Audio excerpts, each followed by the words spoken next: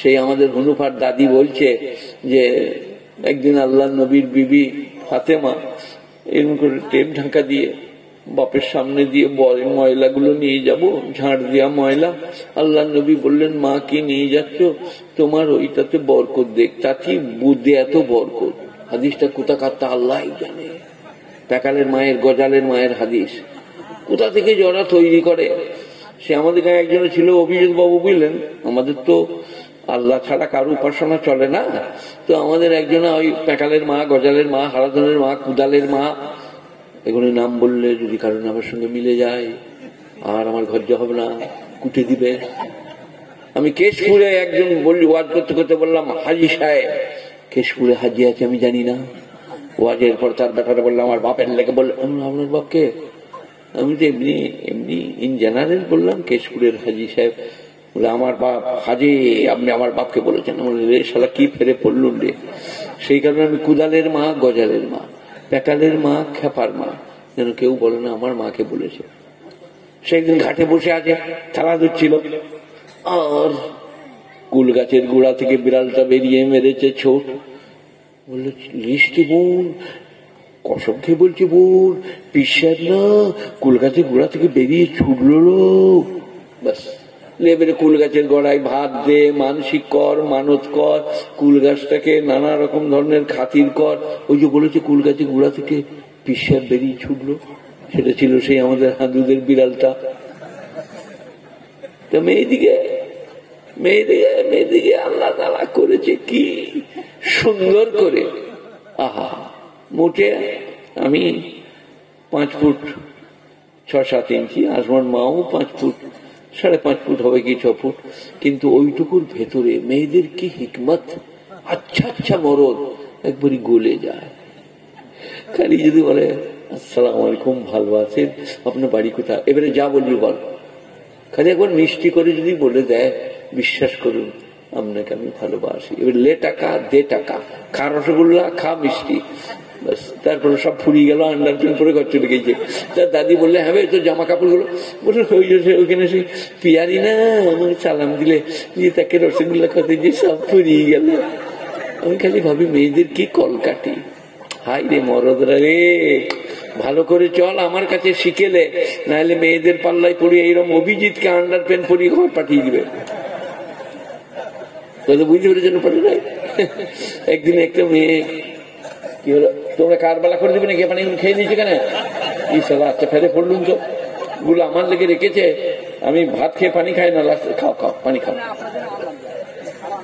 আমার লেগে আরো আনলে। দেখো আমি বললাম যে 15 কেজি হলেই বুদ্ধি বেশি হবে, আমার লেগে আরো পানি এনেছে। যাই হোক, সব কথা বাদ দাও, বুঝলে। একটি মেয়ে ছেলে ধরমতলায়, আর না হলে চিতপুরে কলকাতায়, না হলে শিয়ালদায়, ওনার জায়গায়।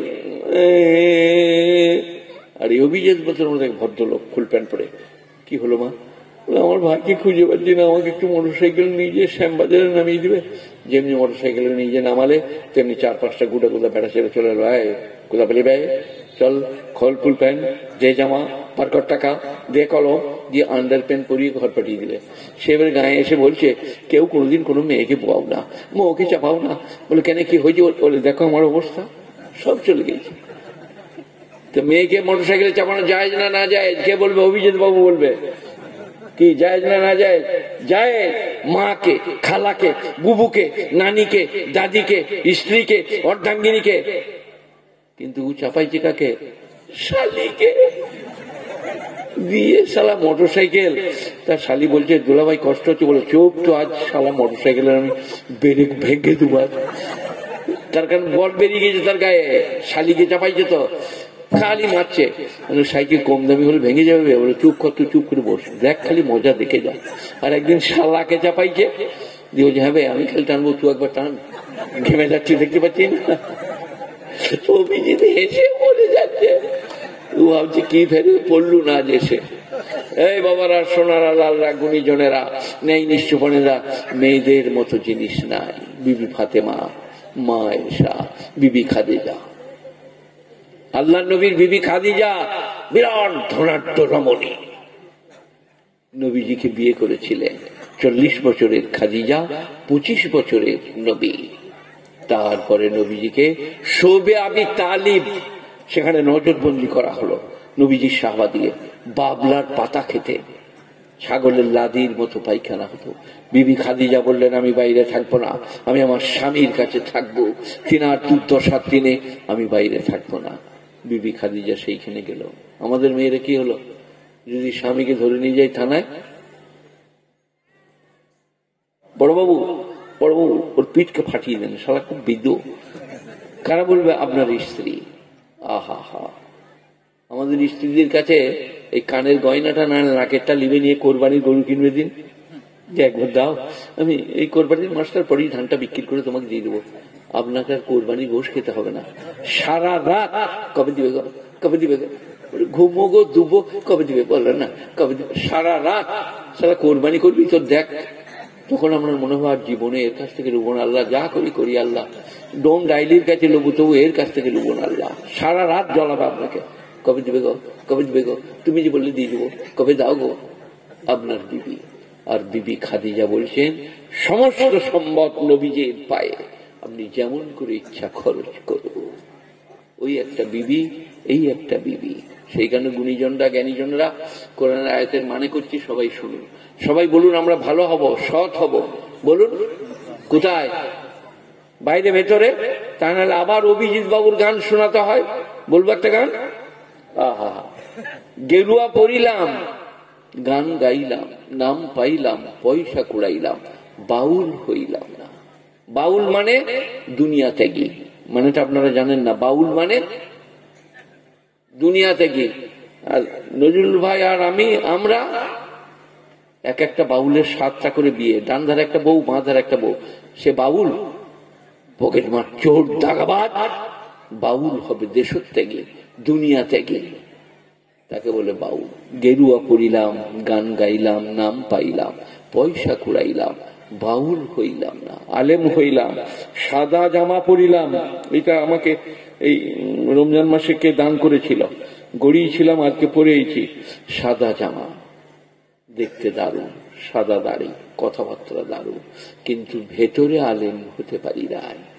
দুনিয়াতে গিয়ে দুনিয়ার প্রতি মহব্বত হবে না, সত্য ছাড়া মিথ্যা বলবে না, আল্লাহর সঙ্গে প্রগাঢ় ভালোবাসা, নবীজির প্রতি চরম বিশ্বাস খালি। তাই গেরুয়া পরিলাম, গান গাইলাম, নাম পাইলাম, পয়সা কুড়াইলাম, বাউল হইলাম না। সবাই বলুন আজ থেকে মুসলমান হব, বলুন ইনশাল্লাহ। ওই রকম মসজিদে গামছা কুড়িয়ে নিয়ে পালিয়ে যাব না জীবনে। এখন এই আমাদের এই নজরুল ভাই চলে গেছে, এই ভাইটা আছে, এইটা আছে, আমরা আছি। আমার 3-4টা মৌলবীর আপনি দাওয়াত দেন, যে আমরা 4 জনা মৌলবী আছি, 5টা রসগোল্লা দেন। ভাগে হচ্ছে না, একটা মৌলবী 4টা ধরে হক করে বুকে পড়ে দেবে, আর একটি রইল, আর আমরা এখনো 3 জনা বাকি। লয়ুকার ভ এবারে কিরম করে আছে জানেন? আমরা বলছি খান, উদিকেও যাচ্ছে না, ইদিকেও আসছে না, গলায় আটকিয়ে মারা যাবে। লয়ুকার ভ, একটা মিষ্টি 4 জনাই ভাঙো, একটু করে করে লাও, মুখে দাও, সবাই শান্তি পাবে, প্রেম প্রীতি ভালোবাসা বজায় থাকবে। খাপ খাপ, লয়ুকার ভ। সবাই বলুন আজ থেকে শরম করে, আস্তে আস্তে, সংকোচ করে খাবো, বলুন ইনশাল্লাহ। বিবি একটা ডিম সিদ্ধ করে দিলে অর্ধেক খাবো, অর্ধেক তাকে দেবো, বলুন সবাই করবো ইনশাল্লাহ। মরদের বেটা মরদ, আর একটি আছে তো বলছে তুমি খাবে নাকি? না, তোমার প্রেশার বেড়ে যাবে। তারা পেটে বাচ্চা ধরে, স্তনের দুগ্ধ দান করে, সারাদিন কাজ করে, তার বেশি প্রেশার বেড়ে যাবে। আর তুমি তাস খেলছো, কেরাম খেলছো, আর ঘরে এসে বলছো ভাত দে, তোমার প্রেশার বাড়বে না? বাহ বাহ।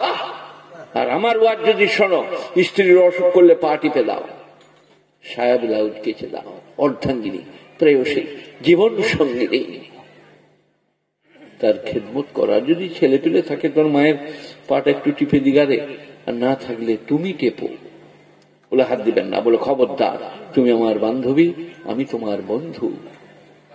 একবার করে দেখা, দেখুন দিন স্ত্রী পাগল হয় কিনা। বাবা ওর যদি একটু কিছু হয়, মাঠ গেলো, এর আমার পা বাড়িয়ে দিলে বলে দীপালি চালা ভেসলিন নিয়ে আয়।